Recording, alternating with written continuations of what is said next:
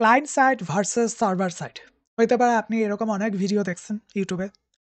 কিন্তু like already জানেনও, অনেকে এটা জানেন যে ক্লায়েন্টটা কি, সার্ভার কি। কিন্তু অনেকে এখনো রয়েছে যারা ক্লায়েন্ট অ্যান্ড সার্ভারটা আসলে বুঝতে পারে না। এটা ডিফারেনশিয়েট করতে একটা ইস্যু হয়।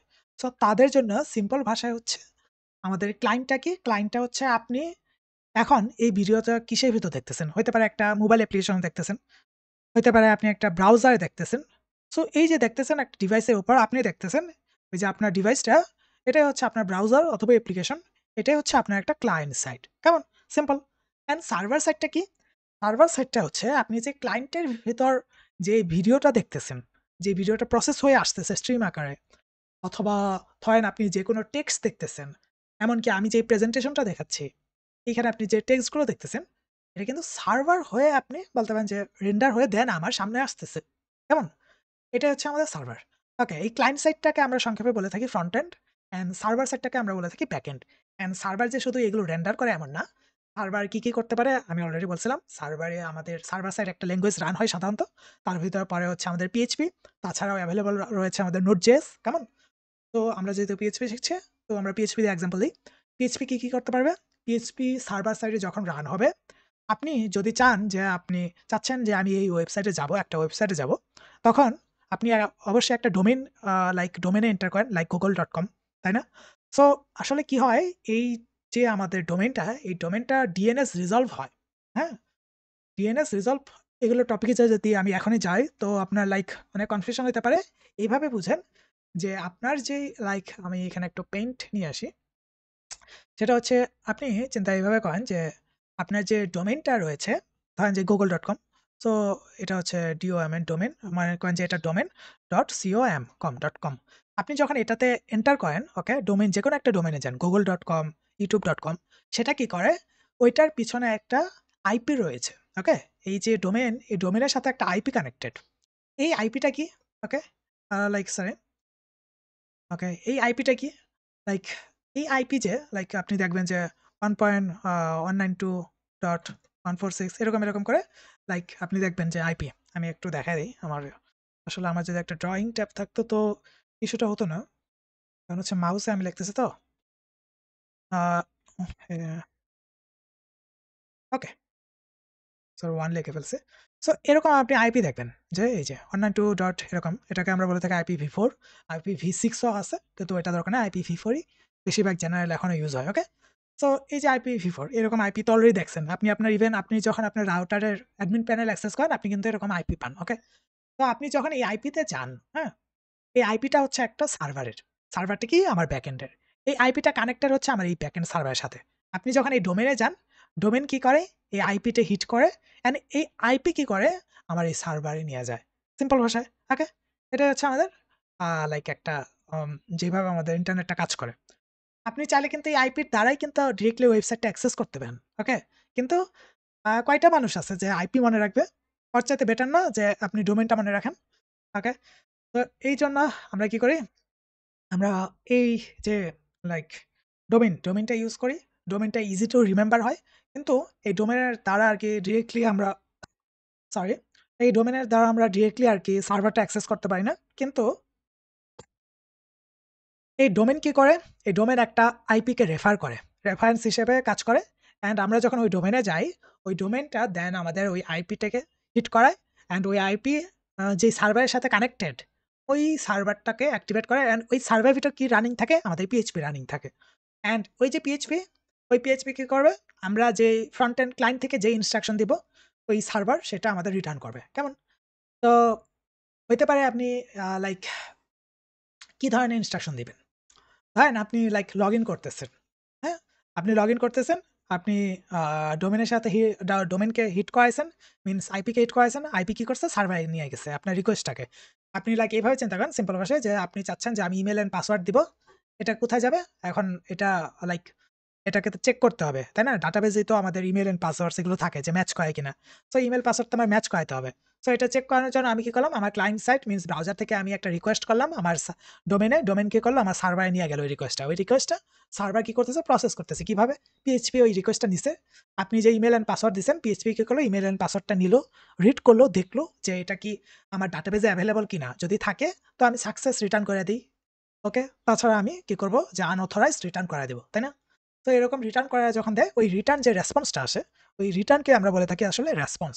ওই রেসপন্স আমরা কি হয়, আমাদের এই ক্লায়েন্ট সাইডের লাইক রেন্ডার হয়। কেমন?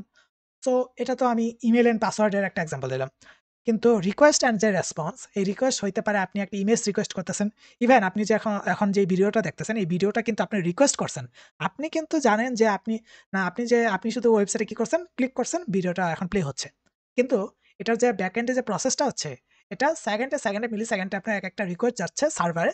অ্যান্ড সার্ভার থেকে আমার এই ভিডিওটা কি হচ্ছে, যে লাইক একটা স্ট্রিম আকারে, খন্ড আকারে আপনার ফ্রন্ট এন্ডে, আপনার ব্রাউজারে এটা লাইক এখন প্লে হচ্ছে। কেমন? সো এটা হচ্ছে আমাদের response, like HTTP request response. এটাকে আমরা বলে থাকি সাধারণত। যেটা আমি এতক্ষণ এক্সপ্লেইন করলাম, এটাই হচ্ছে আমাদের HTTP request response life cycle. ওকে?